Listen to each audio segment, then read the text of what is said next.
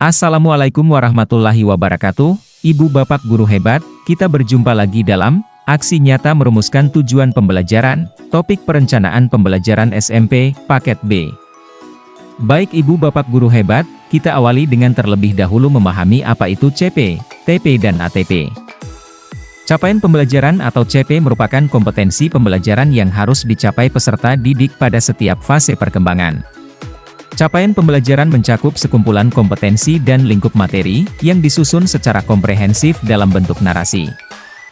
Pembagian fase dalam kurikulum Merdeka yaitu, fase fondasi, PAUD, fase A, kelas 1-2 SD, NIT SDLB, paket A, fase B, kelas 3-4 SD, NIT SDLB, paket A, fase C, kelas 5-6 SD, NIT SDLB, paket A, fase D, kelas 7-9 SMP, MTS, PSMPLB, paket B, fase E, kelas 10 SMA, MA, SMALB, paket C, SMK, MA, fase F, kelas 11-12 SMA, MA, SMALB, paket C, SMK, MA.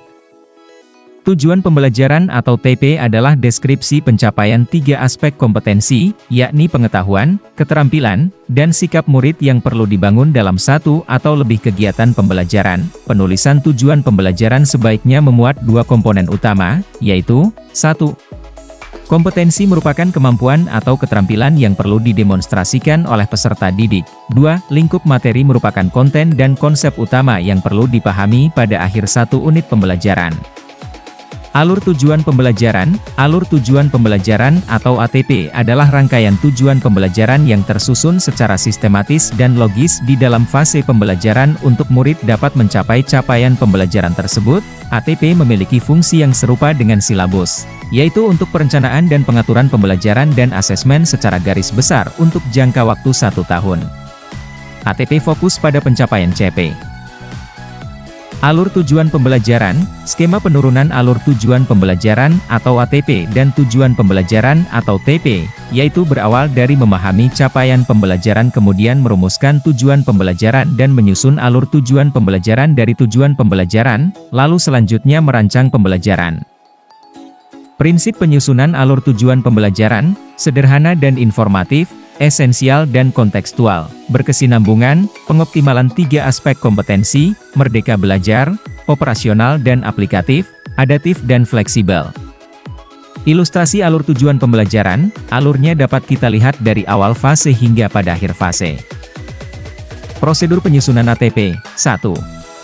Melakukan analisis capaian pembelajaran yang memuat materi dan kompetensi pengetahuan, keterampilan, dan sikap. 2. Mengidentifikasi kompetensi-kompetensi di akhir fase dan kompetensi sebelumnya yang perlu dikuasai peserta didik sebelum mencapai kompetensi di akhir fase. 3. Melakukan analisis setiap elemen dan atau sub-elemen profil pelajar Pancasila yang sesuai dengan mata pelajaran dan capaian pembelajaran pada fase tersebut. 4. Merumuskan tujuan pembelajaran dengan mempertimbangkan kompetensi yang akan dicapai dan pemahaman bermakna yang akan dipahami. 5. Menyusun tujuan pembelajaran secara linear sebagaimana urutan kegiatan pembelajaran yang dilakukan dari hari ke hari. 6. Menentukan lingkup materi dan materi utama setiap tujuan pembelajaran. 7. Menentukan alokasi waktu yang diperlukan berdasarkan perumusan tujuan pembelajaran. Capaian pembelajaran dan tujuan pembelajaran bahasa Inggris kelas 7, terlihat pada slide berikut ini. Kemudian kita beralih pada dokumentasi umpan balik rekan guru. Oke Ibu Bapak Guru Hebat, sekian pemaparan aksi nyata, topik perencanaan pembelajaran SMP, Paket B, dalam merumuskan tujuan pembelajaran.